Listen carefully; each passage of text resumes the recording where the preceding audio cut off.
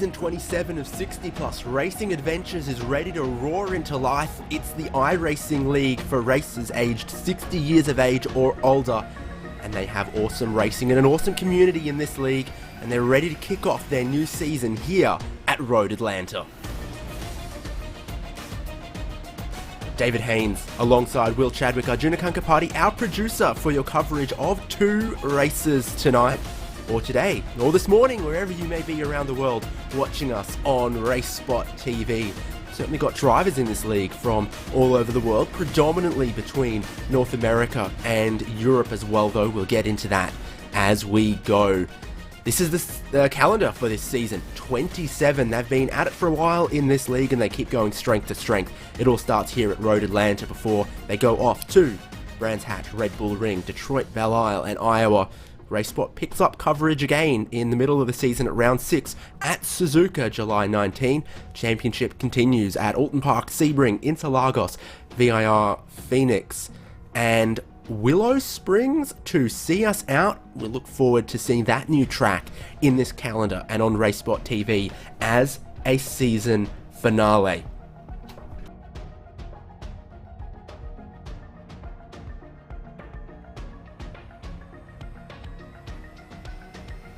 Any of these you're looking forward to, Will? Certainly Willow Springs is a new addition to iRacing and something different to what we've seen before.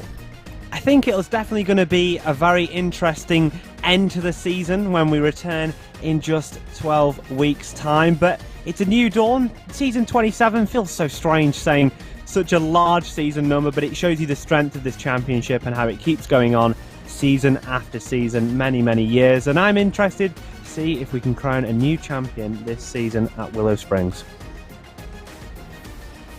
Absolutely. So what about the history, the long history of 60 Plus Racing Adventures?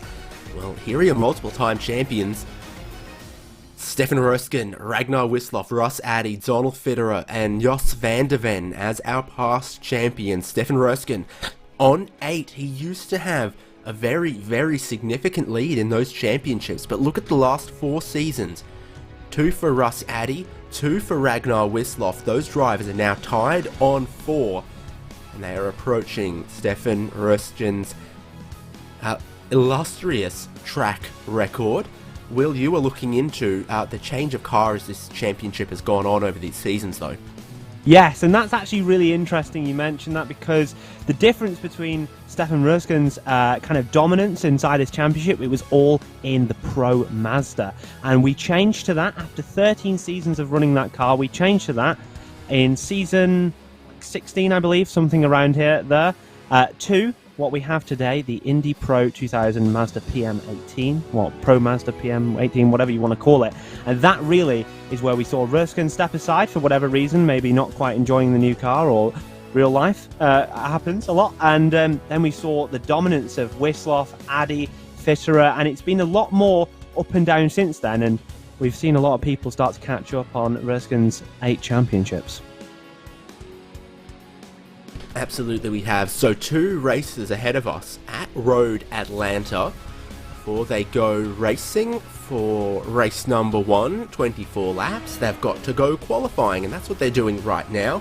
First lap times in this qualifying session are going to the timing column, and it puts Mike McCormick from Texas to the top for the moment. Donald Fitterer, Club New York, right behind. You can see more times coming in there. Ross Addy splits the gap as well. 2 flying laps in their qualifying session. We definitely expect the second lap to be the quicker. No time yet from this man, Ragnar Wisloff. Well, it's good to see him back. I'm sure that he didn't really have the round that he wanted in the final round of the season last time out at Alton Park without Britain's chicane, I believe. But he's back. He won that final race of the season, looking to hopefully continue as he left off in that final round, and potentially we will see him gain his 5th title this season. Who knows? But, you know, for me, I'm looking at Paul Stump, wherever he is. I don't even know if he's here tonight, but he is here. He's just not set a lap yet. But I'm looking at him. I think he could really mount a championship challenge this season. So Wisloff's first time sends him to 5th. I think Paul Stump's first lap would have been invalidated, and he's going around for a second. Donald Fitterer improves to go to the top of the board for the moment, but there's a lot of time left in this session. Other drivers coming around looking to improve. Shoemaker goes to 4th, won't hit him. Grandy goes to 8th, won't take it away. Here's Bill Smitham coming around. Timing line comes up pretty quickly out of the final corner here at Road Atlanta. Russ Addy crossed the line and went to 2nd. Jerry Kerr with a small improvement there. 19th place. Steve Greenwood, no time yet. And it almost looks like it remains that way. No, he goes to 6th. Yeah, one of our previous champions. Just a one-time champion, I believe, for Greenwood. Not one in 5 seasons, I think, was 5 seasons ago was his last championship. And his only championship, I should say. Be interested to see how he gets on this season. We see Wisloff, one of the final people to complete a qualifying time here, the second qualifying time. Goes across the line. It's a 17.0, very competitive time, but not going to have him up too far, but top 3 will certainly be a good start to the season. Yeah, no doubt. A couple of drivers out there with time still to go. Steve Greenwood, one of them. Gerhardus Jorrison, one of them. Got Gene Moore as well. So Jorrison on the second flying lap.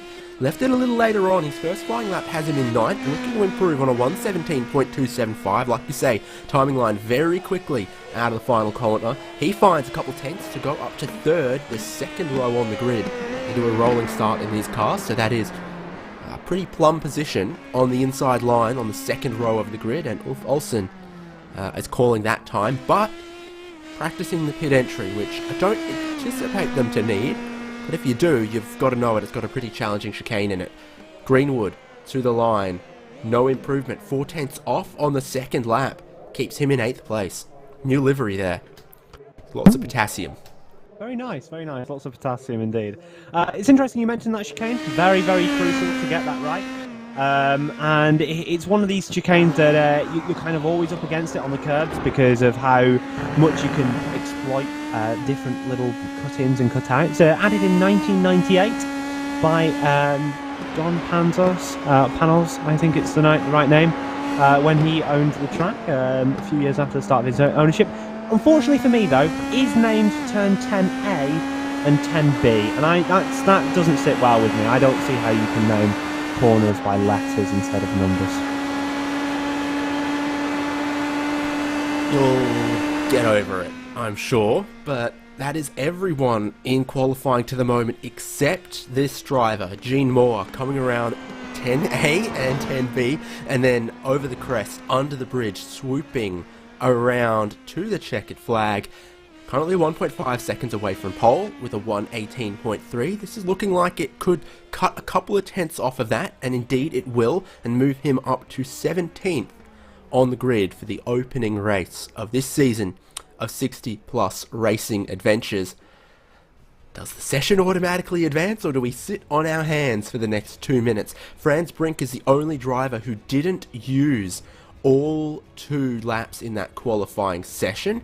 It would look like he did go out on track, but just wasn't able to complete. So then taking a quick look at the grid, it's Fitterer and Addy on the front row, Jorrison and Wisloff the row behind that, and then McCormick 5th. Who's a little bit of a surprise package out of that qualifying then? Who's someone we might expect to move forward because qualifying didn't match where we expect their race pace? Oh, I thought you were going the other way with that question at first, and I was just thinking, all those top lot look like the guys that you'd expect to be up there. Looking down the order for people that maybe didn't do as well as we might expect, I think people like, I'd like to say maybe Barry Hills. You can normally see a little bit further up, someone that you can see in the scroll through at the bottom. Richard Coulomb, only being qualifying in 27th place. I feel like we've seen him do better in previous races, but I think my general stick would be Barry Hills. So, hey, let's see. Peter Hallstrom apparently on the track some way somehow. Having done 2 laps though, still just during the cool down there potentially. So how does a 1 minute 16.8 stack up against other lap records around here, Will? Oh, you knew I had a stat for this. It's almost like we were talking about it beforehand. Well, nice that you asked. That lap time at the top of your leaderboard, the 16.8, is only 9.8 seconds off the overall lap record set by Peugeot 908 back in 2008. Diesel car, diesel LMP1 car. Always thought it was a classic racing car, that, and I did enjoy watching that race. But you know, looking across many of the other cars that this has beaten, you know, it's 2 seconds faster than the original Pro Mazda that used to come here when they had a series here. So it shows definitely the progress in car over the years, and also how fast our drivers here are tonight. You couldn't have stretched that out another 10 seconds, Will? Oh, well, maybe I could, but it would follow up with my question to you, being, who is your pick for the championship? Gosh. I reckon it's tough to beat Ragnar Wisloff if he does every race. If he doesn't, then I've got no clue. But we can look at the grid for race 1. Season 27, 60 plus racing adventures, and they form up on the back straight here, so it will be a pretty rapid formation lap for them.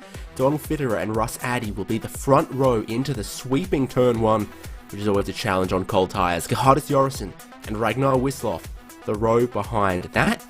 Then Mike McCormick and Paul Stump. You can spot that Fitterer and McCormick are teammates, and they are in a good starting position to then think about the team's championship as well. There's John Morgan, defending Super 70s champion, starting out as 7th alongside Steve Greenwood, Randy Shoemake and Gary Bystrom, Peter Hulstrom and Mike Grandy. Our front 6 rows. Then there's Barry Hills, Ulf Olsen, JC Hay, Douglas Beasley, Gene Moore, Bob Kern, and there are a couple more. The grid carries on with Eugene Clark, Craig Vaught, Earl Setzer, Jerry Kerr, Bill Smitham, Franz Josef Stum, everyone bar one driver setting a qualifying time: Pierre Dione, David Bradley and Richard Coulomb to 27th, France Brink in 28th there. Looks like he's on the grid, looks like he's on the track. We've got 14 rows, 28 Indy Pro 2000s lining up for the green flag to kick off a new season of 60 plus racing adventures. The pace car's already gone, the pole sitter is already gone, and we are underway trying to carry speed through the final corner. Donald Fitterer just immediately out the gate, stringing out the whole field as racing kicks off through turn 1. So easy to go out wide, get the grass and find the wall there, up over the crest at 2, blind at 3. On cold tyres, you don't want to be getting too much curb in these cars.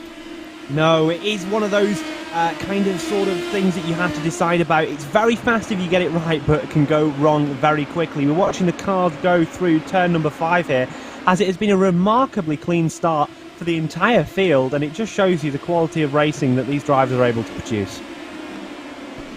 You said that. We've got David Bradley on the pit lane, but everyone else going on at the far end of the circuit. Donald Fitterer comes onto the back straight where the speeds are super, super high in these cars, and that's going to be Franz Josef Sturm, I'm going to guess, by what it says on the engine cover. The slipstream in these cars really picks up as they come over that crest and down towards the braking zone of 10A and 10B. A little bit more drama behind, but here's where the draft can close you in and give you a great overtaking opportunity. Not happening so far in our front 6 or so cars, but behind them, I think a little bit more boxing gloves on.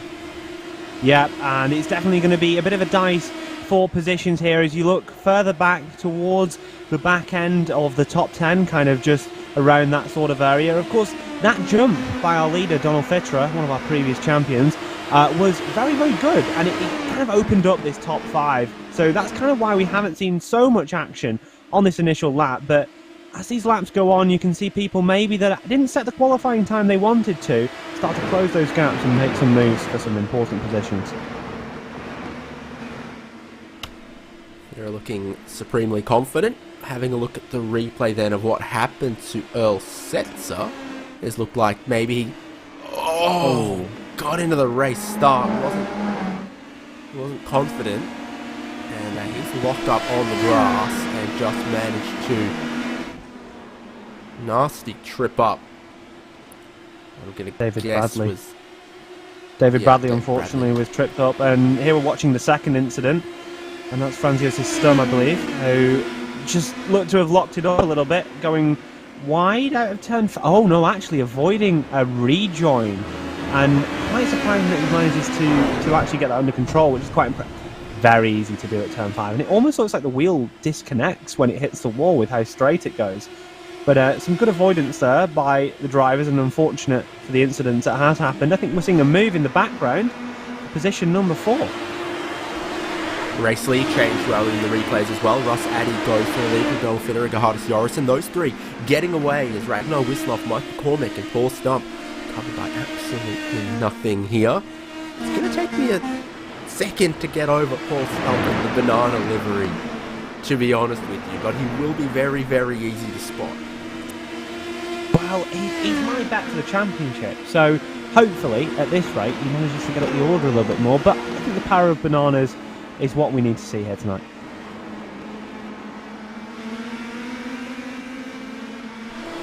Absolutely. Absolutely.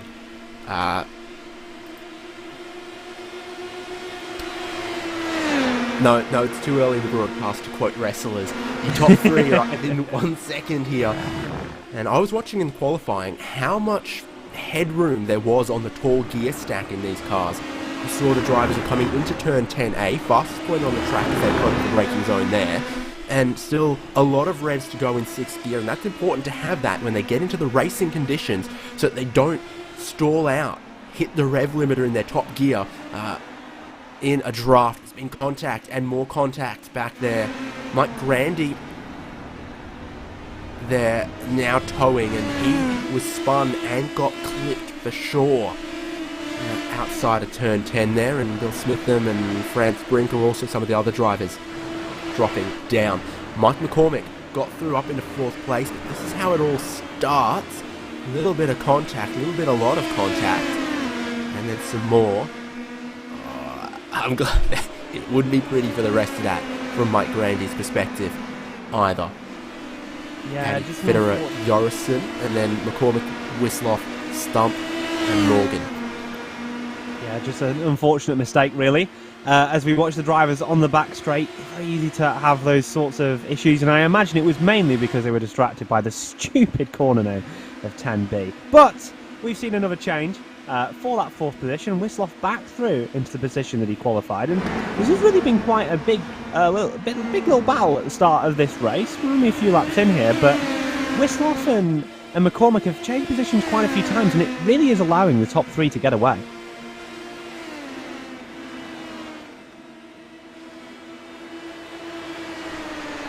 Yeah, certainly on a track where there is one big slipstream down the back straight, a 3-second lead makes it tough to close in that gap in the leading 3, and then the group behind, they're almost all back into their qualifying order now, with Wisloff back up into 4th, a great move. Traction out of that tight corner at 7, I think they call it here. Pretty important.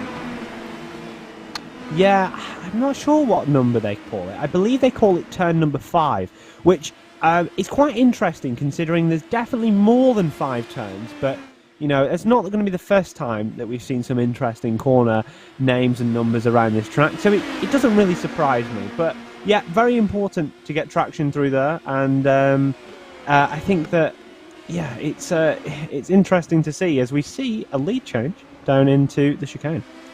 Very, very straightforward. Donald Fitterer going past Ross Addy with the slipstream and no real defence offered from what we saw. Fitterer back ahead of Addy, back ahead of Jorrison. Now into the order that they qualified again for the top 8. They've shuffled themselves around and they just kept shuffling it till it came up as it was before. Back into the qualifying order. Bit of traffic coming up for them though. Yeah, and that's going to be, I'm not quite sure who that is at the moment. Right, okay, so that's just, I guess, from a bad start, just trying to get used to the track maybe as well. Hopefully, Dione will get out of the way as quickly as possible. Watching the replay here, sorry I didn't quite catch that. That's that traction out of turn 7. Yeah, you're right, it was turn 7. I somehow got lost in where I was on the circuit. But yeah, that's It's a hard thing to get under control in these cars. Obviously, no ABS, no traction control to help our drivers out. Pure raw driving talent is required. We might see some raw talent here, as there's going to be another move for the lead as they come up to the back nut. Yeah, this is where it could get interesting. If you're Pierre Dionne, you don't really know what to do if the leaders are too wide and battling behind you. If they're single file and you want to get out of the way, you know which way to go to get out of the way. But otherwise, you got no idea. He's going to try. They've sorted themselves out a little bit, and it's Ross Addy who'll go round the outside in the final corner. Flat out in these cars, not flat out in every car though. No, and many people over the years driving around this circuit has found out that that final corner not being quite flat could be the detriment to your race. But like you say, very easy to do. Well, not very easy, but easy enough. For Gerhardus Jorrison. We got to look at what's happened to Gerhardus Jorrison. From third place, he is dropping back quickly. He tries to go around the outside of turn number 1, and he doesn't do it as gracefully as the guys in front did it in the final corner. Gets that grass, ends up in a wall that many have hit before. Just in too hot, too wide, bonk. Well, more speed means more downforce in these single-seater cars, but there's always a limit to that, and we saw that there with Jorrison. Could understand why he ran in so fast to try and make sure he made it round Pierre in the backmarker situation, but unfortunately that will be his race one over. And then there were two. Ross Addy lifts out early to let Donald Fitterer go. They don't want to be caught by this group behind, where it's starting to kick off. Here comes Paul Stump. You know how I know it's him? Well done as he goes up to the third ahead of Mike McCormick. Yeah, like that was. A couple of other drivers have caught this battle, by the way, the way that they've been fighting. So I think Greenwood and Gary Bystrom have kind of joined the fight as well. Yeah, and it's no surprise looking at the pace of those drivers. Looking a bit far back, the fastest lap, not last time around, the time before, for Bystrom, and still continuing a good pace as things stand. So could be a few more for this final podium position here. Not so long if the banana car of Stump is not able to get away. I'm going to guess he's teammated with Steve Greenwood this time around. Greenwood's made maybe another move there as well. So he's right in the thick of battle, looking in his mirrors, but also at every opportunity should be trying to make sure he picks up the slipstream off that group in front so that they don't lose touch with them. Still pretty early in this race. Is this a simple swap it around again? Absolutely. Exactly what we saw a lap ago, but the colours reversed. Yeah, and it's interesting you mentioned that about the presumed teammates. Stump and Greenwood have been teammates for many a year, and they had a rather dominant spell between season 18 and season 20 where they won all 3 championships, as in the team championship that is, as teammates, and I think they'll be looking to do that again, having last won in season 23.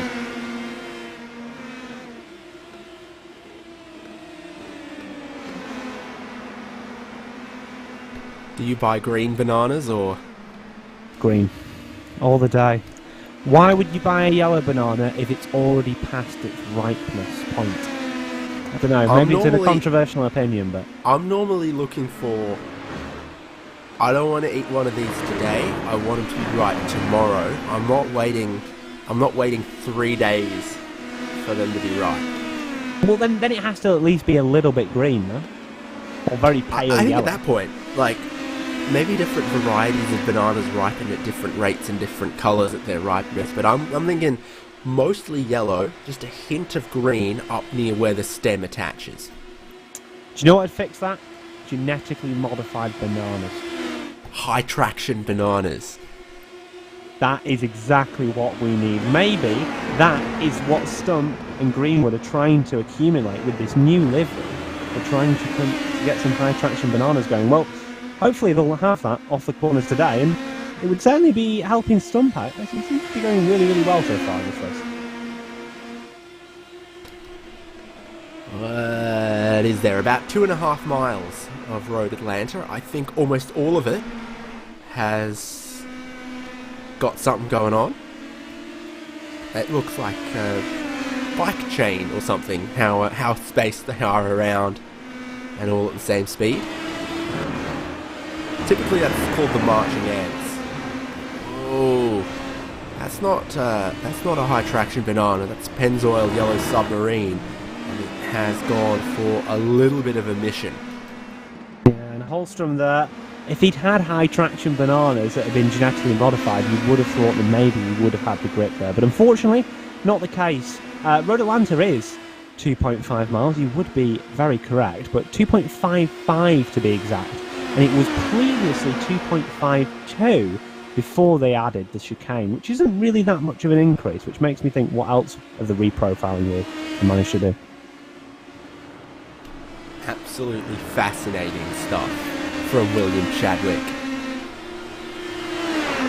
Let's have a look then down the back straight. Douglas Beasley and Eugene Clark, and again, no real defence offered. The shade of the tree in the braking zone down at turn 10. Traction up the hill though, very critical out of that chicane, because like we said, in these cars, quite light, quite grippy, not an insane amount of horsepower. They are flat out through that final corner, and it makes the pit straight a slightly longer straight, as you then look like you take two downshifts on the way in towards turn number 1 if you're Eugene Clark. Yeah, I think it's definitely driver preference when it comes down to how many downshifts you're kind of taking there. Wanting to have the car in the optimal power band for the exit, and it's obviously quite a high-speed corner in these downforce cars. We go down through the S's into turn number 5. Very crucial to get the car in and not too wide, as that is exactly what Clark looked to have done there. But yeah, it's very, very easy to drift out a little bit too wide, hit the bumps and get into the gravel, but thankfully that didn't happen, as we do see some changes in the order on the left-hand side between Greenwood and Bystrom. Yeah, and they're side by side. Is it going to be a little more feisty between these two drivers? I would say so. Greenwood has to really pinch down at the first apex, and that leaves him almost vulnerable here to Mike Grandy trying to get a lap back, is it? I think it is. Yeah, okay, Mike Grandy gets his lap back there. Fair enough. Well, yeah, it's all racing at the end of the day, and I suppose you're only obliged to listen to a blue flag if you are slower. So, seems all fair to me at the moment. However, won't be certainly the best thing that Greenwood will be looking for as he makes a mistake. Okay, but Hellstrom there getting back past Eugene Clark. We saw Hellstrom struggle a little more with turn 10A, turn 10B the previous time, but he nailed it that time as he got one spot back off of Eugene Clark. This is that group for third place. Stump, McCormick, Ragnar, Wisloff being shuffled a little further back in the train, and John Morgan, how many times? Mr. Patient, in the patient position. Yeah, always the patient, always seems to be there. He always seems to be an inevitable factor in these races for the podium positions. McCormack was your fastest man on the circuit last time around, but certainly looks to have lost a little bit of ground this time as we start lap number 14. It's going to be interesting to see how this plays out over halfway through the race now, and yeah, it's interesting to see. Paul Stump almost getting away in third place at the moment. I don't know if McCormick and Wisloff were fighting each other a little bit at the chicane, but now McCormick's looking very, very quick through these S's, which are one of the more frightening parts of the track, and that exit of turn 5. We've seen that bite a couple drivers. You get a little bit too wide, you get sent for a ride on possibly one of the largest curbs anywhere in the world, and that can end your race if you're not careful. This can almost end your race if you're not careful. Just a tiny bit of the grass on the exit of turn number 1. Now we're going on a field trip for Franz Josef Sturm. And unfortunately been taking a little bit more grass than you would hope to in our race here tonight. Well, it's very slippery. Yeah. We've had our conversation about that at Alton Park, and you'd have to go on to RaceSpotTV and look at your live broadcast to see what that conversation was about. But currently looking at the racing action, yeah, it's an interesting one with McCormack because he was so fast. Just a couple laps to go, setting the 16.5. Yet last time around was 17.2, and this time by 16.8. Not really capturing the sort of pace that we saw a few laps ago, and perhaps suffering from a bit of a lack of consistency around here, which isn't uncommon considering how random almost those curbs can treat you.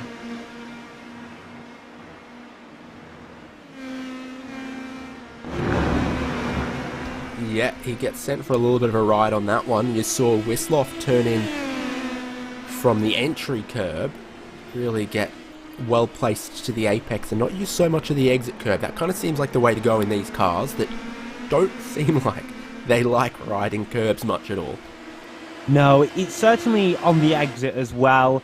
I think something you've got to bear in mind is the very, very low ground clearance. As we're watching a replay, this was your latest, not a replay actually, it's a live pictures of the race lead changing for maybe the 50th time this race, I'm not so sure, but it's definitely happened a lot.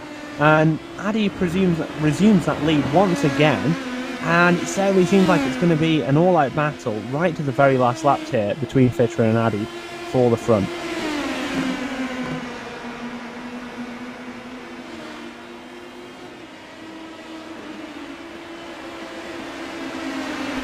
Well, action inside of the top six. The group behind have dropped back, with Bystrom and Greenwood no longer able to go with the lead in group. They had their own little battle. They lost that slipstream, and it's proved quite costly, and sort of plays to why drivers like John Morgan have just sat in situ and said, nope, I'm just going to make sure I stay within the half a second of that car in front, and we'll wait on a little later in the race to see what happens.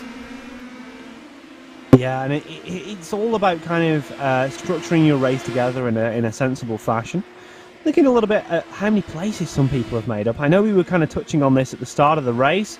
Who was going to be your biggest mover? Richard Coulomb is one of those that I did bring out, but Brink as well, going up quite a few places as we watch Wisloff down the inside of McCormack. The two, again, are at risk of letting Paul Stump go if Wisloff doesn't find a little more speed than McCormack was able to manage around here at Road Atlanta. But it seemed like through this earlier part of the lap, turn 1 around through to turn 5, Wisloff maybe did have a little more speed, a little more confidence to place the car, and it's a challenging part of the track here because it is so blind at half of these corners, particularly that turn 3 there. You don't know or see where the apex is. You've got to turn in blindly and get close to the apex, ride a little bit of the curb, but not too much of it, and you'll also end up in trouble. So I think he's done that pretty well, and you're seeing he's pulled a couple of car lengths away from McCormack, closer towards Paul Stump. Yes, and it's certainly a battle we've watched for a very large majority of this race, and it's been a bit chop and changey.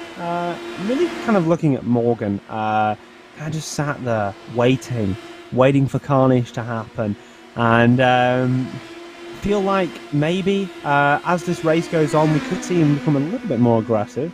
As we see that lead change once again up near the front of your field.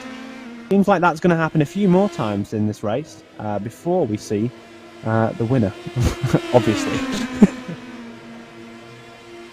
Yeah, they can keep flipping that coin, but come the last lap, someone's got to lead, someone's got to be first to the checkered flag, so you anticipate that in 5 laps time it starts getting a little feistier between these two. Donald Fitter and Russ Addy looking to be the first to claim victory in this new season, a clean slate as far as the points, as far as everything is concerned, for 60 plus racing adventures.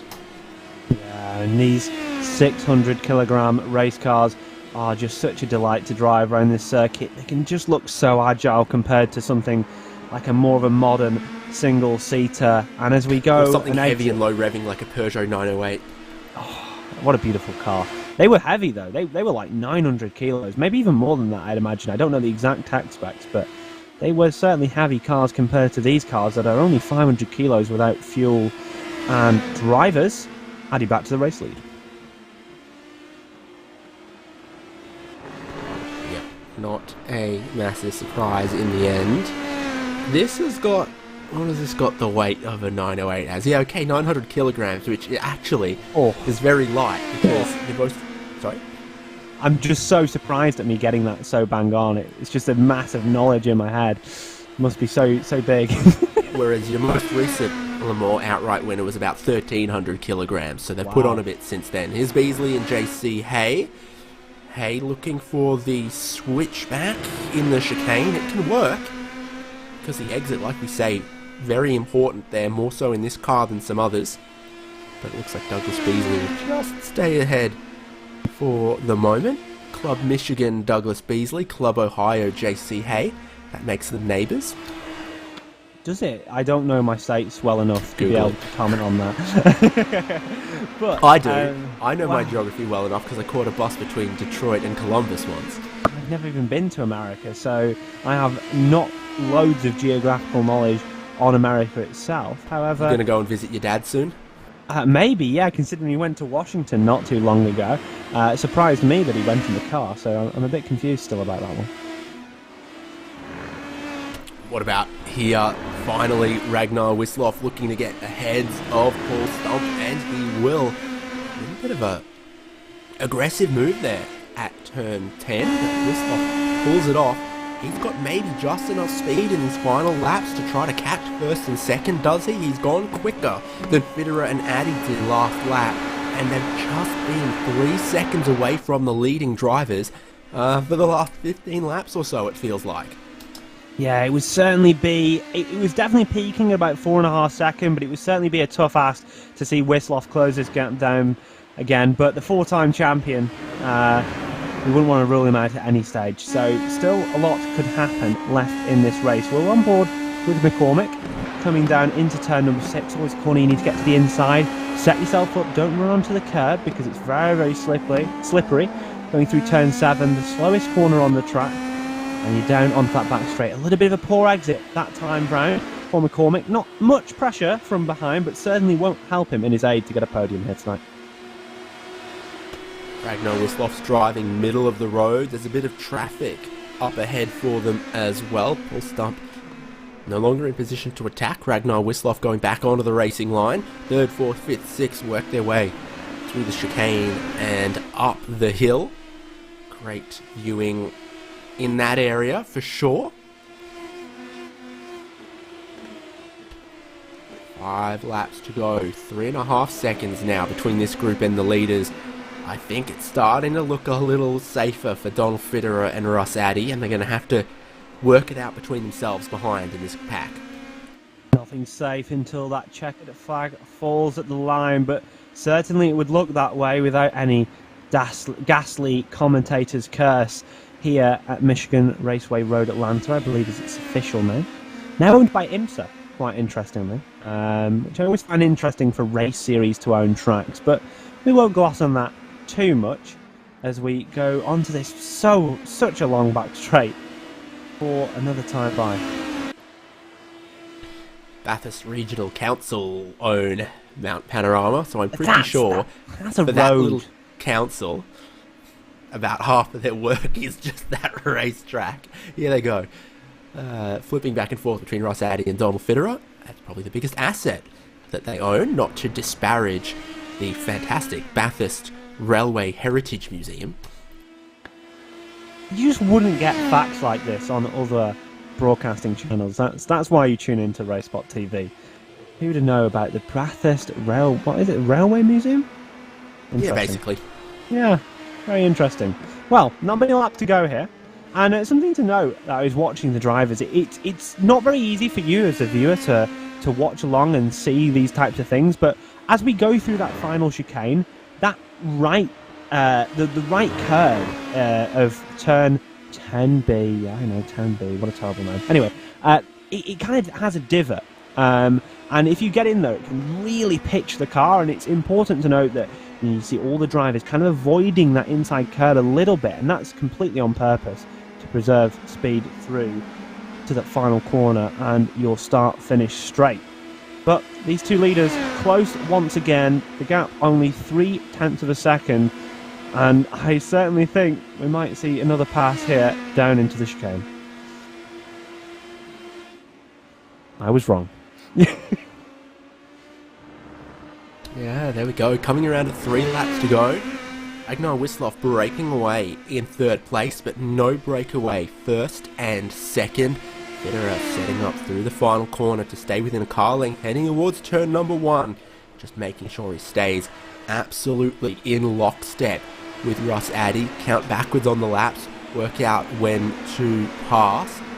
And that looks like Paul Stump and Mike McCormick. John Morgan still with them. So Wisloff getting away in third place, and McCormick against Stump against John Morgan, the next group.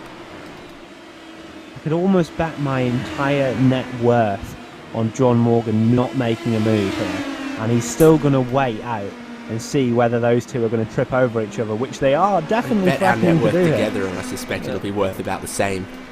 Yeah, 0.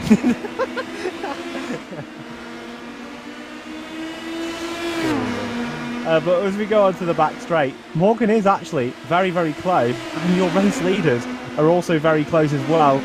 Good job you have two eyes, because you want to watch both screens here, as we're seeing a lot of action, especially for your battle for fourth.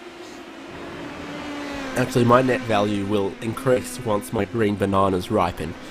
So, Ross Addy leading us onto the penultimate lap. Donald Fitterer still behind. Ragnar Wisloff in third, punching in some quick laps and desperately hoping for the leaders to trip each other up or have a mistake or start fighting or catch some traffic somewhere. Otherwise, where is he going to find 3 seconds in just 2 laps? Well, Stump, Mike McCormick, John Morgan, battle on there, at least between Stump and McCormick. Fitterer still just that car length behind here at the moment. Yeah, and it's very, very close between them. But really the corner that matters is this one right here. We've seen a number of lines taken through turn number 7, but that is a fantastic one by Donald Fitterer. It is going to be a very, very good run, and almost too good of a run, because there seems to be almost no slipstream effect there for Fitterer as they go down this back straight with just 2 laps to go. Ross Addy locked it up, coming in towards turn 7. Fitterer took that opportunity to pounce. He leads them now. The white flag not far away. First race of 60 Plus Racing Adventures this season.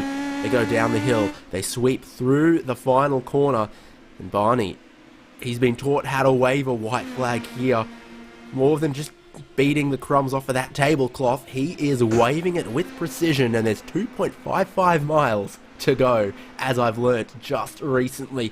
Fitterer leading, but you'd say Ross Addy definitely in a position that you could take a race win away.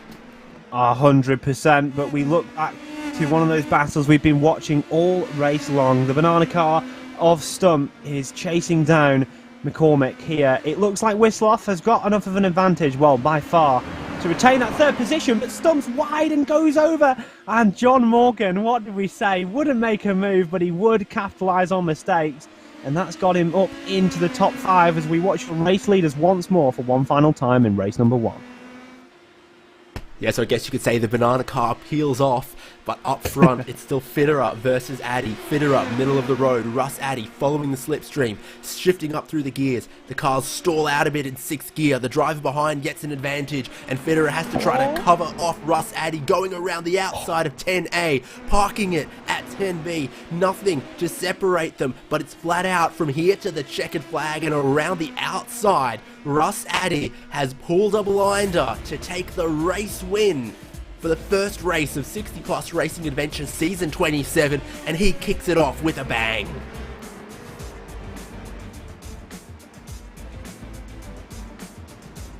Behind them, Ragnar Wisloff with that 3rd place. McCormick looks like he held on to that 4th from the error from Paul Stump. John Morgan in 5th. Stump back into 6th. Last drivers coming around to take the checkered flag. JC Hay and Douglas Beasley still in a Midwest hustle. I reckon JC Hay's got it all under control now. Yeah, and what a move that was from your previous season's champion, your reigning champion, Russ Addy. A brilliant move on the brakes around the outside. And here we watch one of the replays maybe from the final lap coming together there off the exit of turn number 7. It looks to me just got a little bit wide. I think that's Ulf Olsen, but I'm not so sure. And blue car there, the number 55, just an innocent party. Bill Smithen. Yeah, looked like Ulf Olsen just getting a little bit too much of that curb. We talked about how this car does not like them, and it just sort of rotated him on the spot there, and they both ended up in the wall with good view of those campers and their beautiful, beautiful RVs. Let's have a look then at the finishing results of race number 1, with another race still to come. Russ Addy, the winner, drawing first blood in this championship, season 27, barely ahead of Donald Fitterer in the great fight that they had. Ragnar Wisloff broke away from the trailing group but wasn't able to close down the gap, and he starts it off with a third place.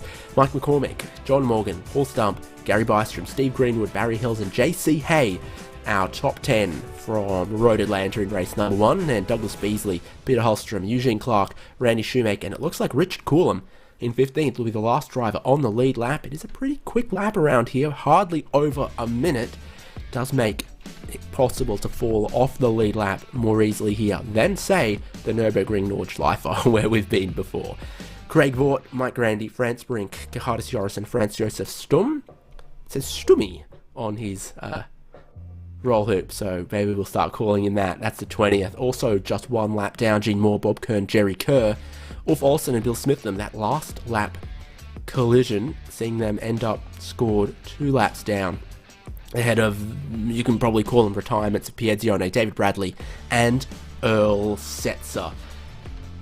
Will, we love speaking to our 60 plus racing adventures drivers, and I've got in a category our race winner, and I'll rip him away. Russ, hello fellas. first shot of a new championship must feel pretty good. It feels very good. It was a tough fight, I tell you. That last lap, I wasn't sure if I should go for it or settle for second, but it is racing.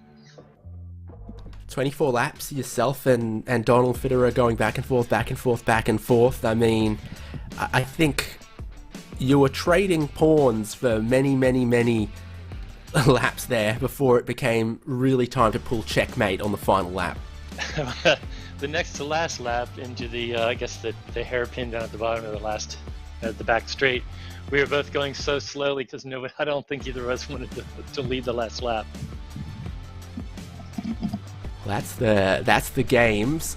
Looks like it went your way, but that move that was required to make it stick on the final lap was certainly a little dicey. Yeah, all these races, although it's I guess all in the virtual world, you're shaking afterwards because of the adrenaline. Yeah, it was fun. Been, say, at all Googling Scandinavian weather lately? Unfortunately, the weather was good and Ragnar's joined, so he had no practice but finished third. So he'll be a thorn in our side the next race, I'm sure. Yeah, this says high of 29 Celsius, but actually also, importantly, a very beautiful overnight low of 16. That beats me for sure. If I had a vessel, I'd be on it. Well, he was out earlier. Said it was short sleeve weather and beautiful. So. Oh, it I'll must have be to tough. talk to him about Must be it. tough. I'll have to talk to him about it. Yeah. Well, Russ, one more race to go, and you don't sound quite as bullish about your chances there, but no one can take this one away from you. That is correct. Thank you very much. Again, always enjoy when you televise. I do well. And all the guys up front are all past champions, so it's just whoever happens to be there in the end is going to be the winner. All right, best of luck for the second race at Road Atlanta. Thanks, guys, and hope to see you again. Right, Will, you know that means who you get to talk to. I know it. I know. Hello, Ragnar. It is lovely to have you in the commentary booth this evening. After race number 1, third place, we heard from one of your competitors. I won't say who it was. It might have been Russ. He said you hadn't had much practice due to the lovely weather out in your country at the moment. So how did that first race go for you? We saw you had some really good pace to the end. How did you find it here at Michelin Raceway at Road Atlanta? It was good fun, as you said. I sat down in the chair straight off the water, and we had such lovely weather, as he said. You know, we have a heat wave. It's not that often you can sail in shorts and t-shirts in this country, so we're making the most of it. But as you said, you know, I think it went better and better in this race, quicker and quicker. So maybe let's see what we can do next one. Certainly, it's coming up for qualifying. Maybe you will be able to get a better starting position than you already had. You know, you qualified 4th, which is an amazing achievement off the back of such little practice. Obviously, coming away from last season with that win at Oulton Park, did you feel like you maybe carried a little bit of that winning momentum into this first race here of the new season?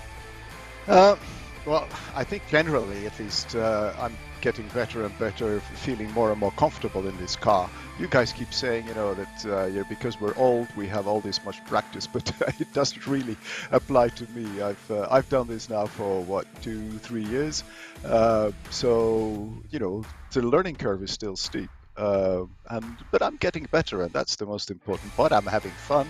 I didn't hit anyone today, so I guess it was a good race. Getting better and having fun is what it's all about, Ragnar. And what we really need to know here, this is the question that we always pose, we always talk about it on broadcast. Will you be a championship challenger this season? Will you be here for enough of the rounds? No. And No! No, I'm sorry. I'll try to be here when you guys produce the races. That's fun. I mean, we have there's a word for it even in Norwegian. It's called linselus. It means literally lens lies, so you stick to the lens, and so when you can be on television, you make the most of it. Well, I'm glad you make the effort to come and see us. Hopefully, we will see you be a 5-time champion one day. The last thing we will say is we're very keen to promote the new website, or one of the websites that the league has. Perfect. And we've got that in the description and in the YouTube chat. So hopefully, I presume you have some sort of involvement in that. And like to anyone watching, please do go and visit that website, and hopefully you can join this fantastic league of drivers. Yeah, I can only second that. It's a fantastic league. We have wonderful organizers and admins that make sure that everything runs to clockwork. And you can be on television 3 times in a season. Please come and join us. Technically 6 if you count each race as one, but it's been wonderful. It's been wonderful talking to you, Ragnar. We wish you the best of luck going into race number 2, and hopefully maybe we'll see you back in this commentary booth at the end of that one. But good luck going into qualifying, and thank you for coming and talking to us. Thank you very much. Hope to see you soon. I love talking to them, man. They're so friendly and nice. Yeah, can I have one of them as my uncle or something? I'll take that. That'd make me happy. Well, we have one more race still to come for 60 plus racing adventures from Road Atlanta. Stick with us here on RaceSpotTV, because when we come back, qualifying and the race number 2 from Road Atlanta.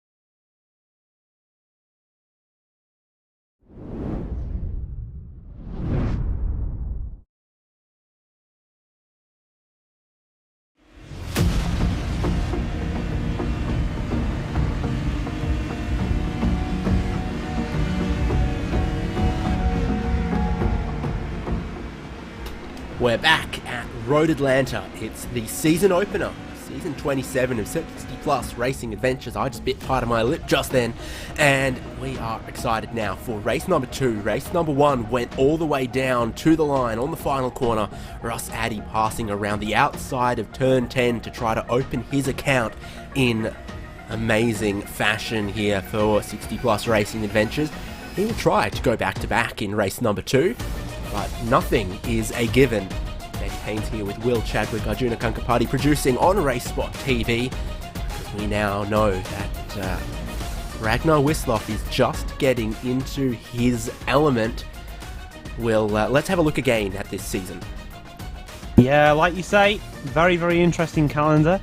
Obviously starting off here for your first 2 races of a 24 race season here at Michelin Raceway Road Atlanta. Going to Brands Hatch next, Red Bull Ring, Detroit, Iowa, Suzuka is the next one we are back for here on RaceSpotTV.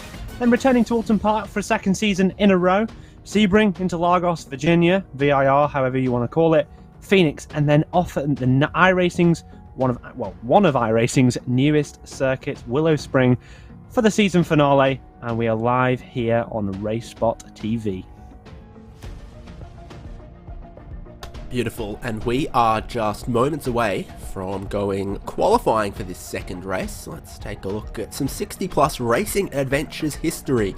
Stefan Rösgen, absolutely dominant in the Pro Mazda, Star Mazda era of this championship. We switched across to the more recent and newer Indy Pro 2000, and since then, Russ Addy, Ragnar Wisloff and Donald Fitterer picking up some championships, and at the moment, it's Russ Addy who would lead the points. He's got the only race win so far this season. Yeah, and it's interesting, we mentioned it at the start of this broadcast, but if you weren't here, Rösgen was really dominant for those first 13 seasons that we spent in the Pro Mazda. However, now, as we're in this Pro Mazda Indy 2000 era, it's been a case of your two four-time champions. Russ Addy, champion currently, and Ragnar Wisloff, champion of previous seasons. Well, the green light is on for qualifying. The drivers are leaving pit lane, or at least some of them are. Not necessarily all of them, because it is a 10-minute session. Drivers are allowed 2 flying laps, and at 2.55 miles, they lap around Road Atlanta pretty quickly. You could sit there a couple of minutes, and you still wouldn't miss out on doing your allocation, but some drivers will get out there post-haste. Yeah, I think it comes down to a little bit about what your mental side is, how you kind of see it. You can sit there, wait a little bit, maybe you see that the session time is going later in the day, I don't know. Let's say, and you want a bit of a colder track by a point of a degree or something, or maybe you want to see what sort of times your competition have to offer to know how truly hard you really need to push. We do see there the track conditions on the right-hand side of your screen. 20 degrees for your track temperature. 22 degrees for your track temperature and 20 degrees for your air temperature. And a few other stats there as well. 9 a.m. in the morning. The one that stands out to me most is that wind speed of just 2 kilometers an hour, because above pit lane there is a honking huge Stars and Stripes banner. And unfortunately, in these wind speeds, it doesn't get to do its best work. So come back to Road Atlanta when there's a little more wind, and that massive flag, not quite as big as Cota's, but it's up there, will be waving proudly over the land of the free and the home of the brave. This would be the first flying lap attack here that we're seeing, and still lots of respect given to the curbs through the S's in turn 5. Yeah, and it's interesting to see how this lap is sort of coming together here for, I believe, John Morgan. Oh, maybe not actually. This is either Randy Shoemake or Russ Addy. We were looking at Shoemake before. It is Shoemake. It'd be Shoemake. Yeah, it's Shoemake. Yeah, I was just checking that. I thought I got the right person, but not quite. But yeah, Shoemake, one of your previous team's champions. Not 100% sure if we've seen Shoemake grab a championship, but certainly has been a competitive driver throughout many seasons here in the 60-plus Racing Adventures League in this single-seater variant of it. Do remember that they do run other leagues other than just this single-seater. They have GT3 leagues, even an oval league as well, I believe. And that's just a bit of the letterbox view into the 60-plus racing world. We're watching Russ Addy, your current champion, come across the line for his first lap in qualifying. 17.7 will be quite a ways off, or not actually, not quite a ways off, what we've seen from Wisloff. Yeah, he's done 1 lap, and from the first run, it's the best we've seen so far. It's on to his second, probably looking to attack a little more. It's a bit of curb. That looks like it's pretty quick through turn 5. It is more aggressive than you would do on your first lap, but just about right for looking to improve on a 1:17. You run off this corner here at turn 7, very important, because it leads onto the longest and fastest straight of the racetrack. Yeah, and like you say, going through turn 5 there, that curb on the entry curb that you were noting that that Wislop is taking is quite a risky one, but however, it really does open up that corner for you and allows you to carry so much more minimum speed, which is the all-important thing here in a single-seater. And as he comes to finish the lap, it's looked incredibly tidy for Ragnar Wislop, your four-time champion, boating extraordinaire. And coming to the line, does he manage to top McCormick? Yes, he does. Wislop goes to the top of the lap, fell away a little bit towards the end. His first two sectors were purple, the final one was not. Russ Addy only manages an improvement to 5th. No purple sectors for him.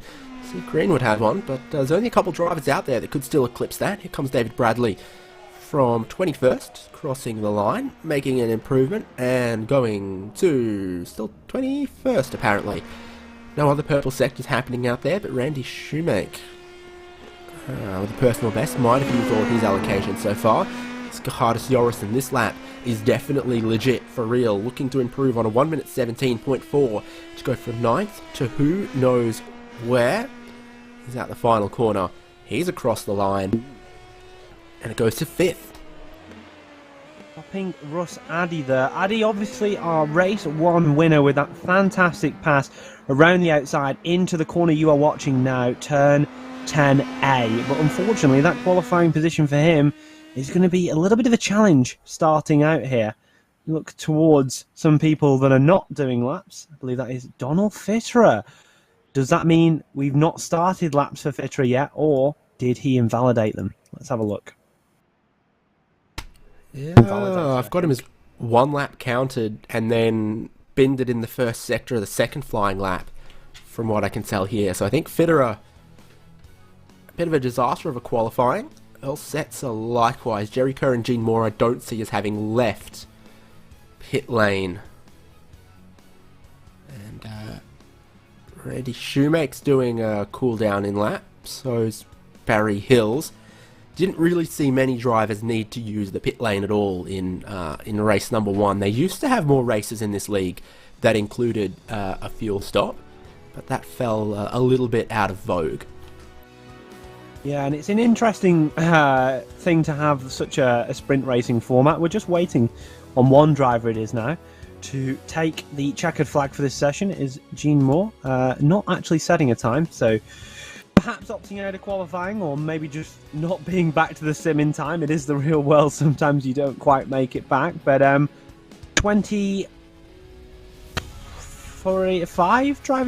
drivers have set a qualifying time, or will have attempted to have set a qualifying time, and it's going to be interesting seeing coming into this race who's going to be where.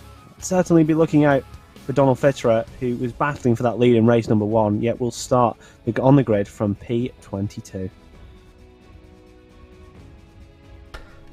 The track itself received some upgrades over the last couple of years. iRacing dutifully applied them, so I think we got some new curbs, some new paint, and definitely the tower building on the outside of the final corner.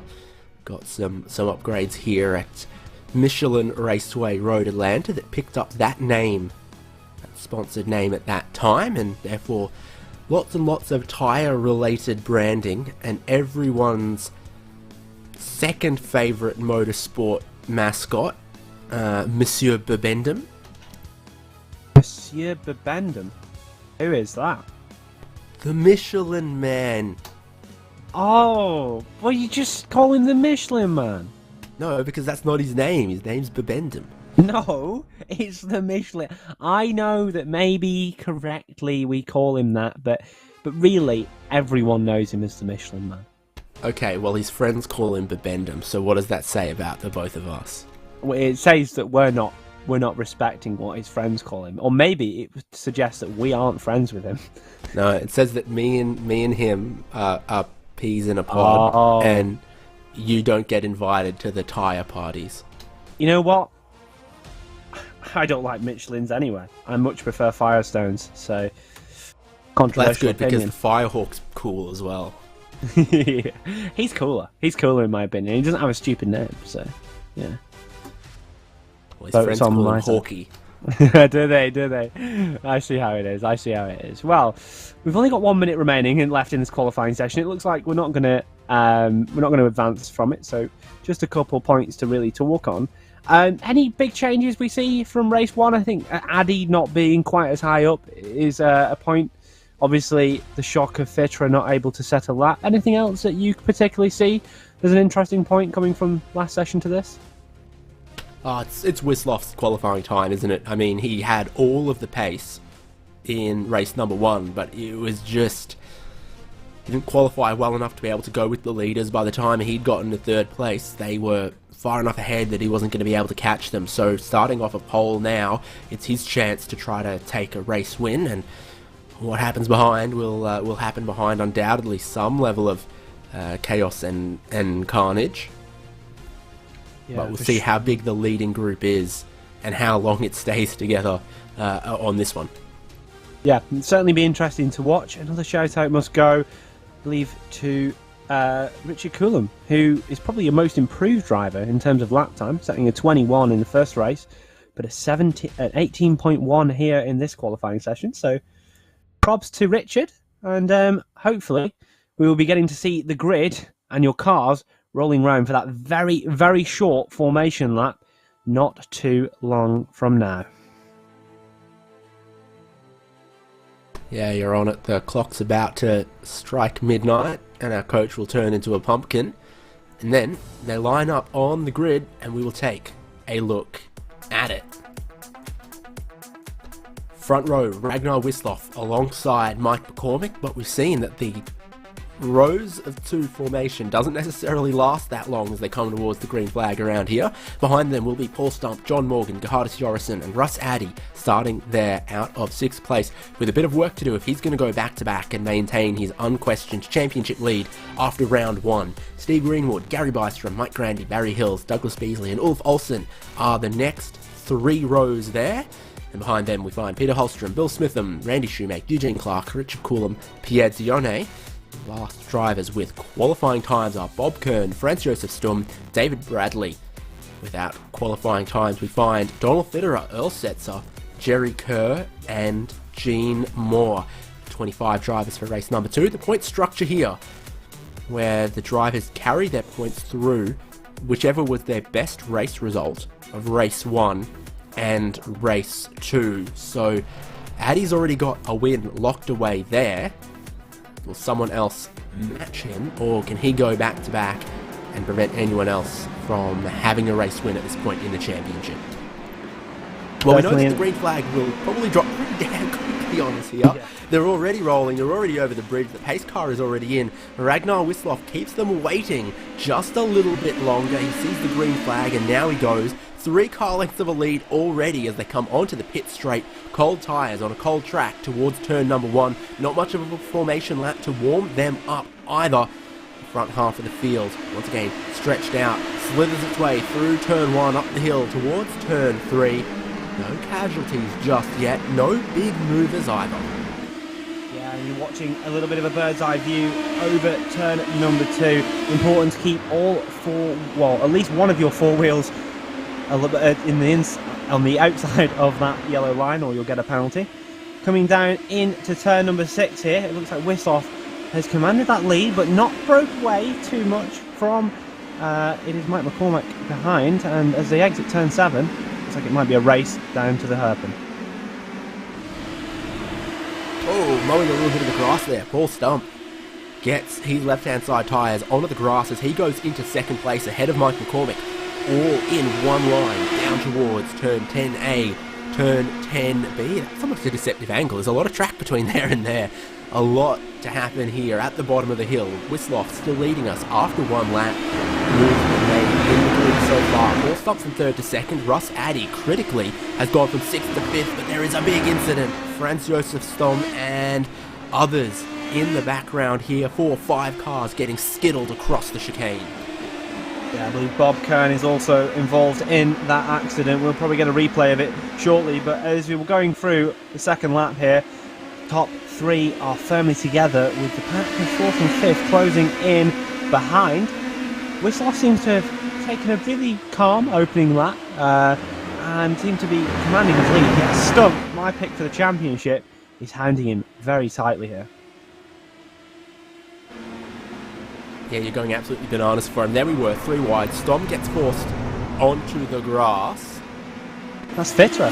Fitra collected as well in the red car. Yeah.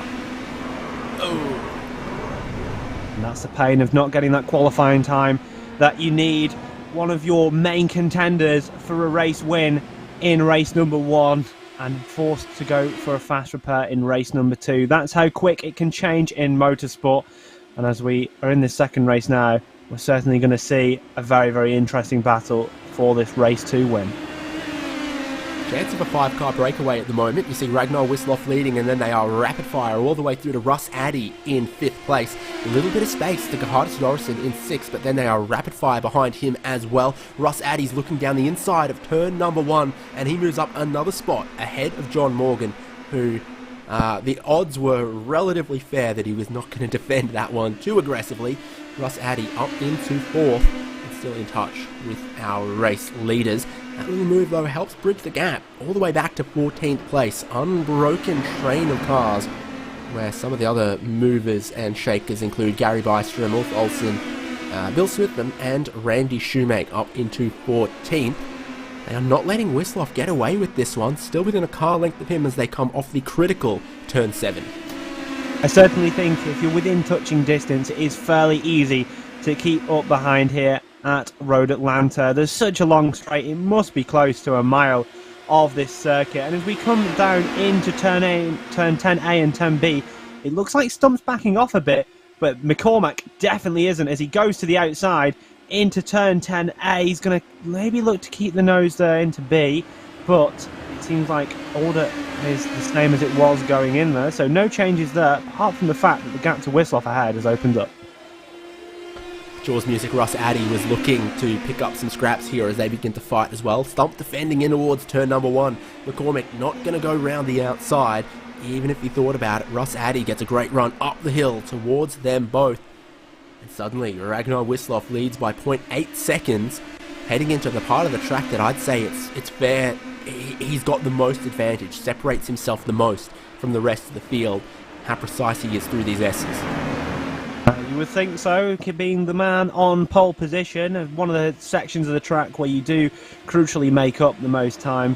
But that slipstream advantage is always very powerful here on iRacing in a Formula car, and it would look to be like Paul Stump has managed to keep within that range. Going down onto this straight one more time, like you say, the top 5 together, Jorison closing in to make it 6. It certainly is going to be an interesting race here, as Russ Addy was setting the fastest lap last time around. The move is on here for Russ Addy, looking to go to 3rd place. He goes ahead of Mike McCormick there and into 3rd place. Russ Addy from 6th on the grid, just picking them off. Far more aggressive in these opening laps than we typically expect to see most drivers being. But it's working for him so far. It's 9 cars in this leading group. Back to Mike Grandy in 9th at the moment. Paul Stump all over Ragnar Wisloff. The blind, turn 3. Cars fly across the curb there. And this is Barry Hills with a left rear suspension that's a bit wobbly. Yeah, and one of your Super 70s contenders potentially has got together here with Ulf Olsen, maybe. Let's have a look down into turn number 1. Olsen to the inside. Going to be Hills on the outside. Olsen's just going to have run it in too fast, and you've got to say Hills was the innocent party there for sure. It was a perfect line from Olsen if there was no one else there. There was, though, contact made towards the outside of turn number 1. Are they going to go 3 wide for 2nd place? My goodness, they are thinking about it. Mike McCormick says, maybe not, but Russ Addy has perfected going around the outside at turn number 10. Here he goes up into 2nd place. Stump back into 3rd, McCormick in 4th. It's the leading group close as they battle over that. But through all of it, Russ Addy still manages to stay in touch with Ragnar Wisloff as the race leader. Well, they do say, start as you mean to go on, and your champion from last season, is certainly going for 2 wins out of 2 to start the season here at Road Atlanta. It's going to be interesting to see whether he can become a 5-time champion. And here in this first 2 races of the season, he's going against the only other 4-time champion, Ragnar Wisloff.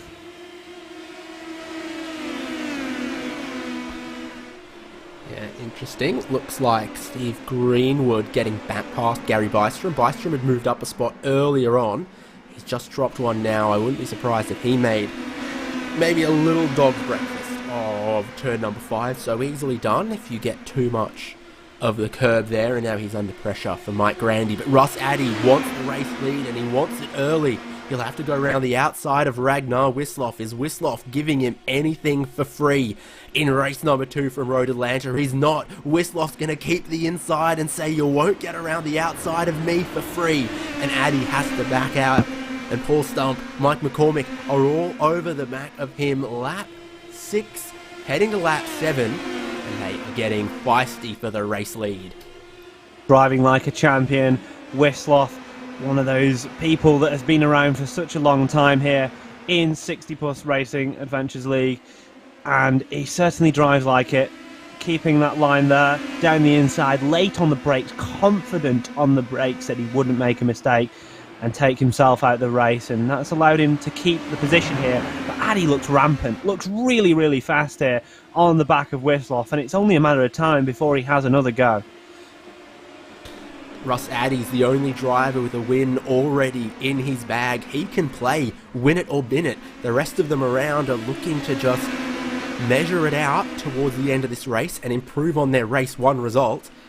The only way Addy can improve on his race 1 result is with another win, and he's going to look the same direction side by side with Wisloff. They come through this little kink straight down the hill, and this time I reckon Addy's a little further ahead. Can he get all the way around the outside? He's going to try this time. At the second apex, he pushes Wisloff out a little bit wide, and Paul Stump wants some of that from the race lead back into 3rd place. Ragnar Wisloff's turn 10A, turn B hasn't been perfect. Paul Stump's got to run, and it forces Russ Addy to go middle of the road towards turn number 1, but he holds on to that race lead. It is all action now. Could it be more different to how 1st and 2nd played it out in race number 1? Well, Paul Stump, for me, is definitely looking to play that game. It's been very apparent since lap number 1 that he wants to stay in 2nd, and he certainly wants to make sure he is there come the end of the race. Holding off a little bit, I don't expect to see him make a move on Addy for the lead as we go down into turn 10A once more. However, Wisloff needs to fight back here. If he wants a chance at winning this race, he's got to gain a couple positions back. He's got to get back into 2nd to be able to challenge on those final few laps. But there's still quite a long way to go yet. Wow, this is a slightly defensive line from Russ Addy, because Paul Stump wants a piece of this. He pulls out of the slipstream. He puts his nose ahead, and I think Addy just lets him have it. This is a different character that we're seeing now. 5th place, John Morgan got in super hot. They're battling behind. Greenwood's picked off Johannes Jorrison, who's giving him nothing for free. Hip and shoulder on the exit of the corner, but it looks like Greenwood will stay ahead of Jorrison. With Bystrom and Grandy behind, this battling, this fight lets the top 5 get away, where Russ Addy's looking down the inside of turn number 1. We've seen that end in chaos and pain already this race, but it's clean between 1st and 2nd. And Wisloff getting really, really close to the back of Stump there as we went through turn number 2. Certainly having a small lockup, which cost him quite a lot of time and his chance to maybe challenge yet again on this lap. We've talked about it. The toe is so effective in these little single-seaters. There's so much drag produced by those over-body wings. And it certainly shows when you see the cars going down this really long back straight. A little lock up there for Addy, rounding turn number 7. And you would certainly think that if he wants to go for it, Paul Stump can challenge for the lead yet again.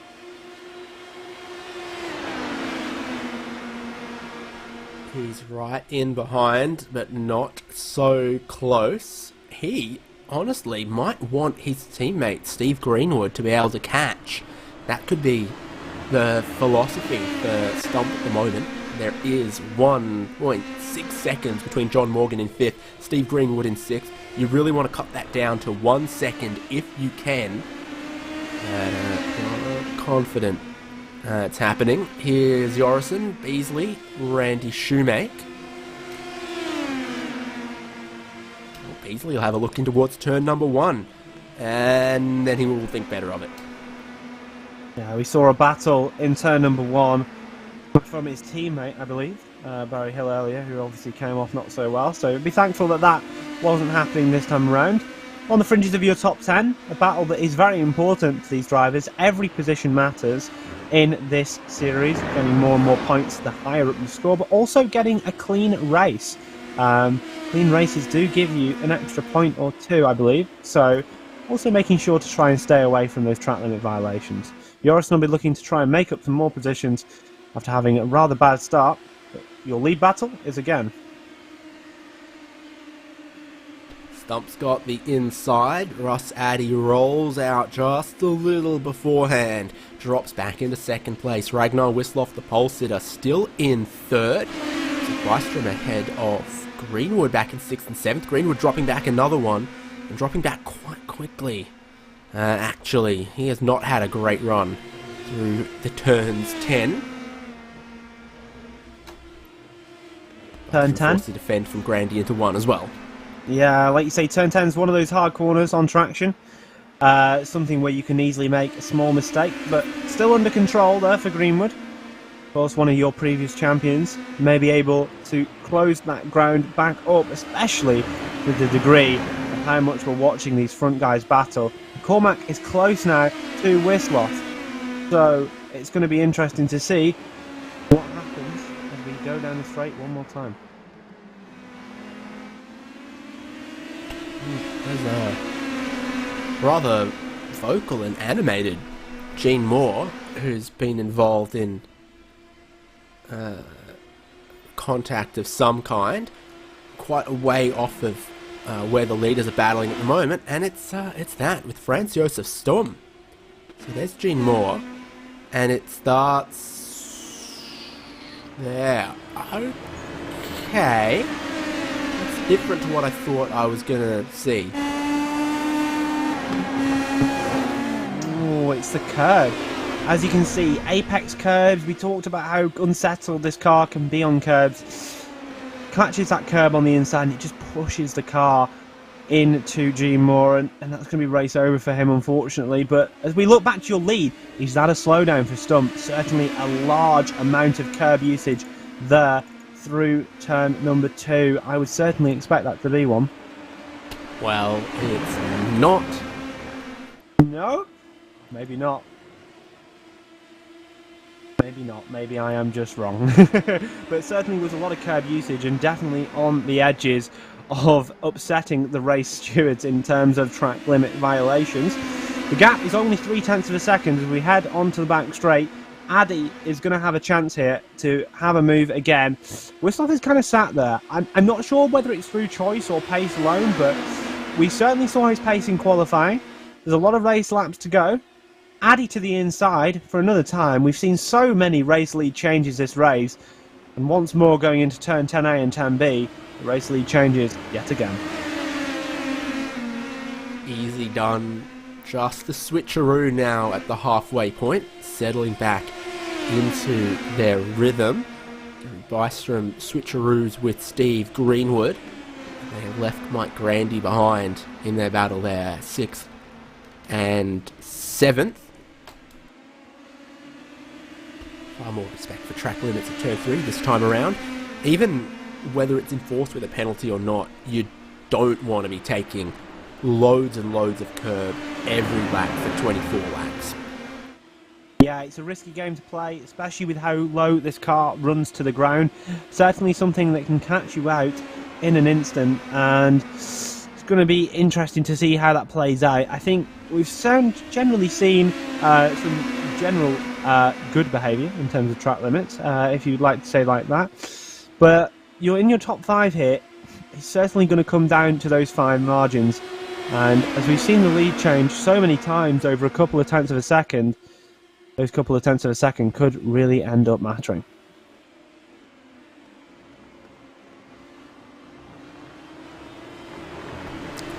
5 settle into the rhythm, leaving the rest behind.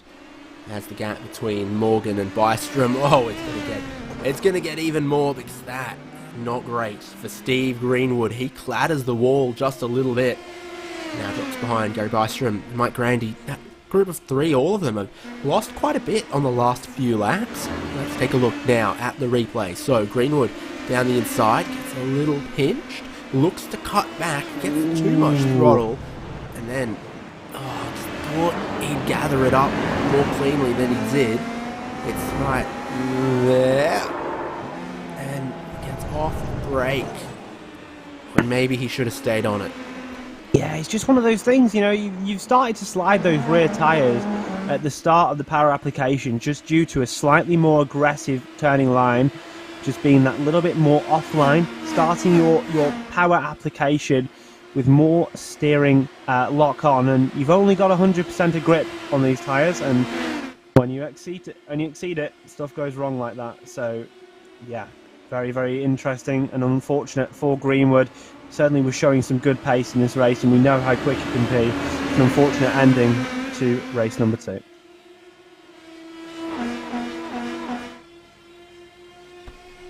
Lap 15 means 10 to go, and therefore the likes of RaceSpotTV or Ragnar Wisloff starting to count backwards on their fingers and toes about where they want to be. Steve Greenwood pits with the damage that he invariably had. And Mr. Patient, Ron Morgan, in 5th place at the moment. This is his view. Right on board here with one of your 60-plus racing drivers. You saw just through turn 5 there a little bit of a side camera view of what the drivers see. But as we look towards this top 5 battle, for race number 2 victory, certainly the chess pieces are starting to be moved. Who will steal the next one? I don't know. I'm not into chess that much. I tried to make a reference, but I really have no idea what's going on when it comes to chess. There are pieces and there's a board. Just work from there. Stump goes down the inside at 10. Takes the race lead. RaceSpotTV tries to take late apex, get the power down well going up the hill. That we've seen is not necessarily all that easy, and he's right within a car length again of Paul Stump, looking to take the race lead back once again in towards turn number 1. He's up the inside, and I think Paul Stump thinks it's a little too early in the race to try to take the risk of defending around the outside of turn 1. Yeah, it's certainly something that would be a riskier move, especially seeing that battle between Olsen and Hill earlier in the race. And when it comes to these sorts of decisions, though, what can win you the race at the end of the day? Because to finish first you must have to finish. Never know who said that. Approximation of how the saying goes, yep. It was close, I kind of messed it up, but it's fine. We move on. Very wide, big slide from Paul Stump in 2nd place. Means he's not going to be close enough to challenge RaceSpotTV at the end of the straight here, and might tempt Ragnar Wisloff to say, it's about time I got into 2nd place to have a look at the race leader. And they are side by side down towards turn number 10. They almost touch. I swear they almost touch there. As Wisloff does manage to get around the outside, going very, very deep into 10A. Not a great exit from 10B. Means RaceSpotTV maintains a couple of free car lengths of race lead at the moment. And they've got to be careful now. If they battle too hard, very, very smart there actually though from Paul Stump. I was going to say, if they were battling too hard into turn number 1 there, it could be really detrimental for both their chances to win this race. So the smart decision there by Paul Stump to keep behind and just take the loss for the time being for the greater good of the winning chances here. Wisloff was really late on the brakes down into turn number 10, and yeah, it was certainly interesting to see how she managed to get that stop without locking up.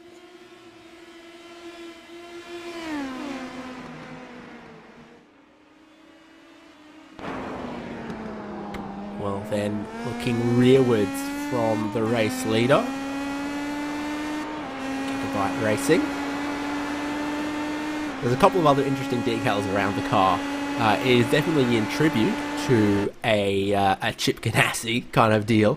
There's a few interesting little details around. Second, third, fourth, very close, but they are not on Russ Addy at the moment. Almost 9/10, and drama for Douglas Beasley, a big hit. Yeah, looks to have spun around, maybe had some contact with another car. But what was really interesting, looking back before we maybe get a replay of that, was, and we will watch it now, and yep, curb, and just not able to save it in time. Locking the brakes to try and stay out the wall, but unfortunately, just clipping that curb, wasn't unable to get it. We saw another incident here, not sure what that car number is, the 222. That would be Pierre, I can't say his second name, Doin, Pierre, who we saw. Dione? Maybe, yeah, maybe that. But another one of those instances of catching the curb on the outside and just not able to save it in time.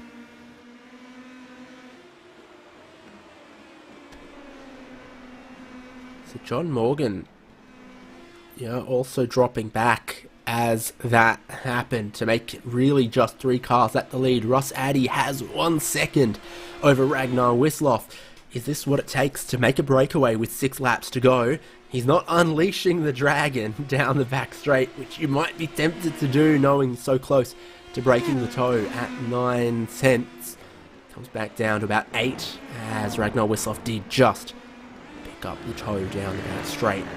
Addy gets a great run through the turns 10. Once again though, and the laps are ticking down and the heat is ticking up. John Morgan now out of 3rd place. Yeah, what's happened to Morgan? Ever the consistent performer, ever the one to sit back, but it looks like maybe he's made a mistake like so many others have in this race. And as we watch a replay for Morgan coming through turn 10B, is it going to be on power? Just running wide and catching the grass, and big hit into the wall. Yeah, just a tiny bit of grass on the exit. Spins him around at high speed into the wall, and Guten Morgen says Gute Nacht.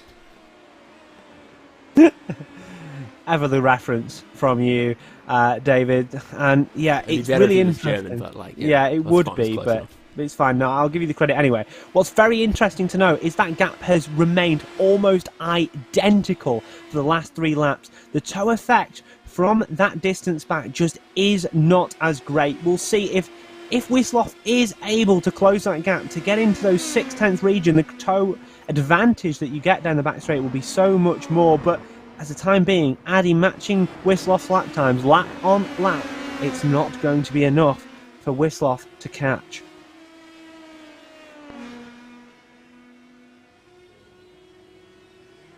Well, I remember a time we had about 14 cars in the lead train, and one by one, they drop back. Russ Addy has his foot to the floor at the moment, trying to make it just a 1-driver race lead at the moment. Further back, we find Peter Hallström, Eugene Clark, and Gerhardus Jorrison engaged in battle through the final corner. They go. There's that new building. Yeah, very nice building.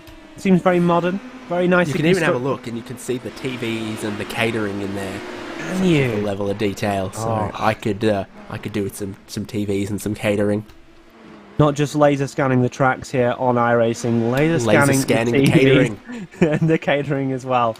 Well, as we talked about laser scan catering and offices, that gap has actually opened up to Addy at the front of the field, and a sensational lap with his personal best lap last time around. You'd have to think he's going even quicker this time by, and like I say, this is looking rather ominous for Wisloff's chances to grab a win here while he is on television, as he said so himself. With only a few laps to go here, Addy is certainly looking very, very strong. Yep, just 4 to go now. That would be 10.2 miles. I'm not prepared to do the maths, but yes. It should be so simple, and I nearly botched it. It's 10.2. No, it's 10.2. You're so right. Continue. Yep. Maths with you lose with about commentators. 50 IQ just by being live. It's similar to how many pounds the camera adds. There's just no getting around it. Yeah, well, losing IQ for you Losing time for Russ Addy. Russ Addy has lost 0.3 of a second through that S section. That section we expected Wisloff to be so strong through, and now you really see the power of the toe. Watch the timing tower on the left-hand side of your screen. It's coming down by hundredths and hundredths a second, and it's going to be just over 0.4 of a second as they reach the braking zone. The race is truly on now between the top two. Yep, gaining a lot on the back straight that time. Near enough to 4-5 of a second. This is Eugene Clark, another driver to find the traction at slow turn 7 very, very challenging. I think he's kept it out of the wall. Others have not been so lucky beforehand, and just lighting it up in those low gears. Tyres begin to wear out this deep into the race. They get a bit slippery, the car gets pointier, and you've got to be just a little more careful about how much steering angle is in when your right boot activates in second gear. Here are our leaders once again, half a second.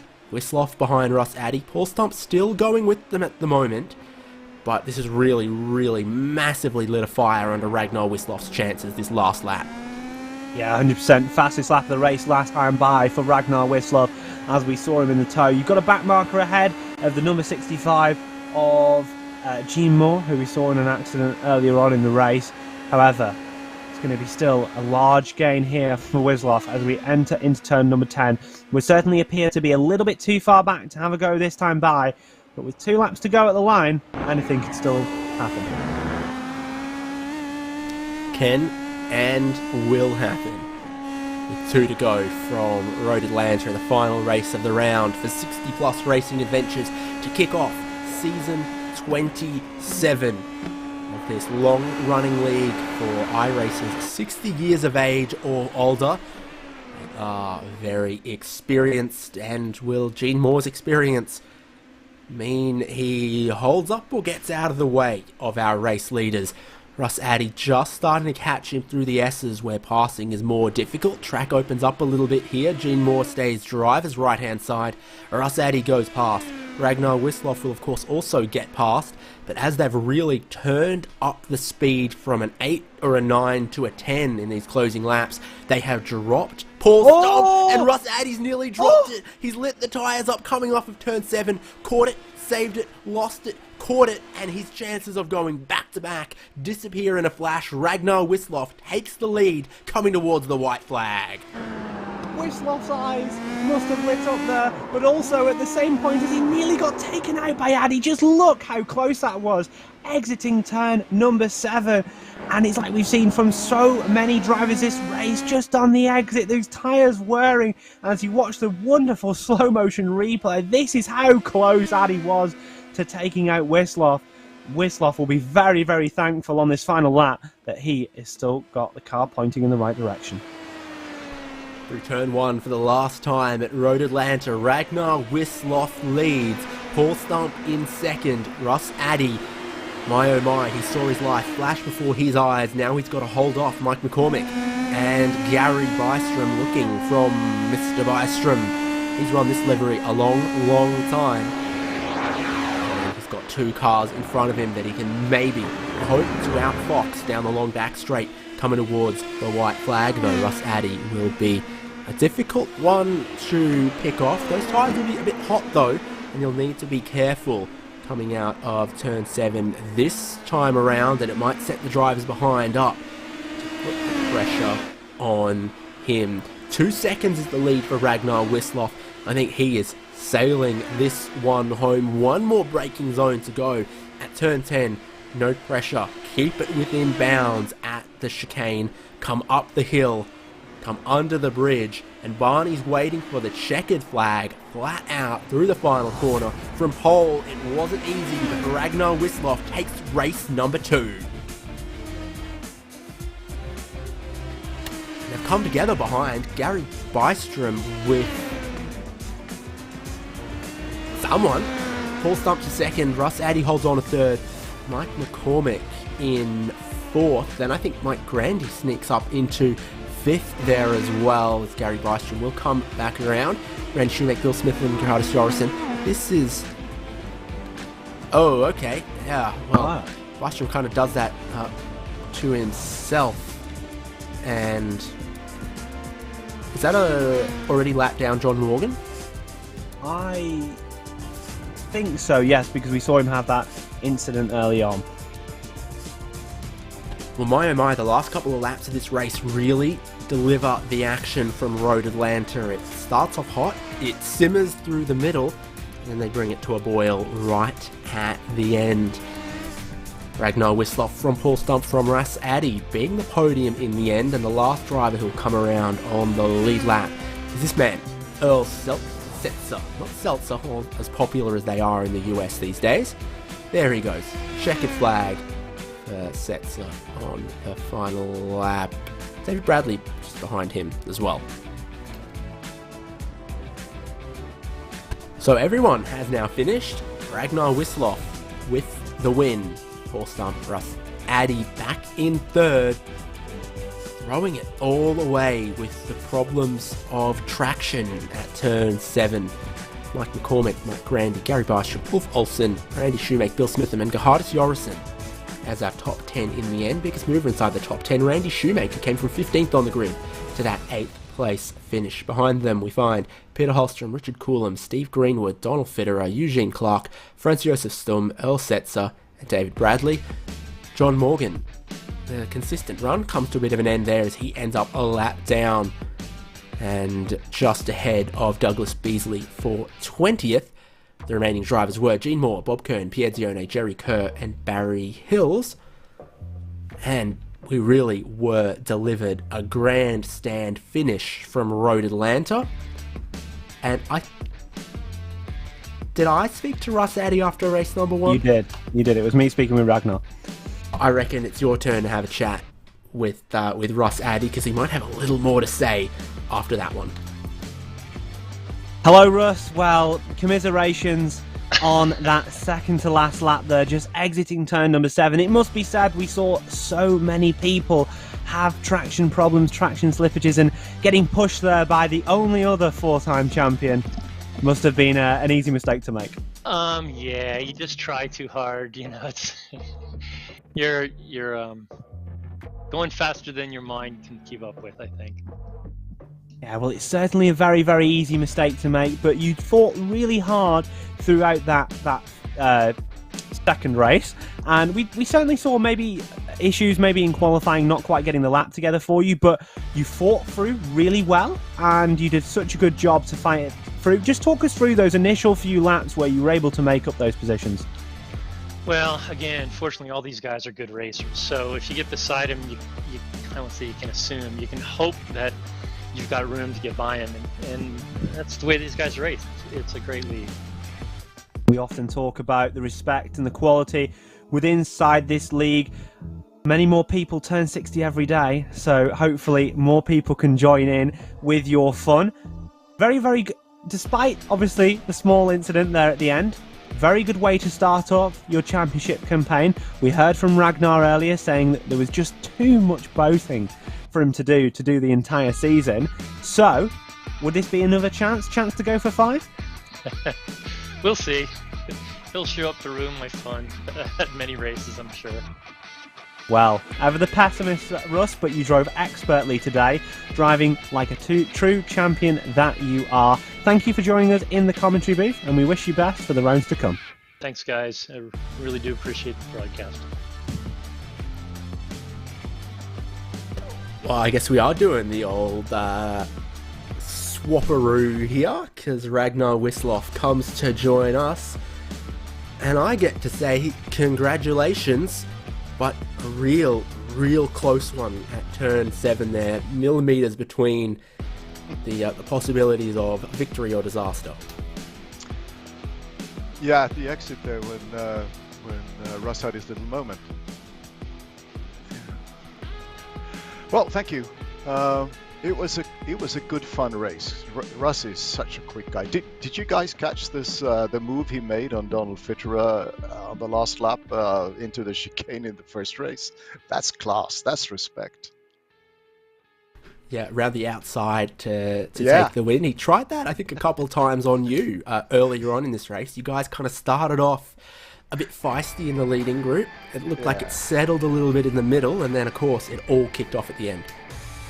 Yes. Well, maybe it didn't look like it, but I really didn't want to hit anyone and cause any trouble when I'm not going to go for the championship. Then you can't wreck other people. Then that's not good. So yeah, I was being a little careful, but it was a great race. Russ is such a fair and good racer. You can really go close with him, so it was great fun. So I have to say, I forgot to say in the first interview, congrats to Russ on becoming the champion last season. Very worthy and such a good guy to race with.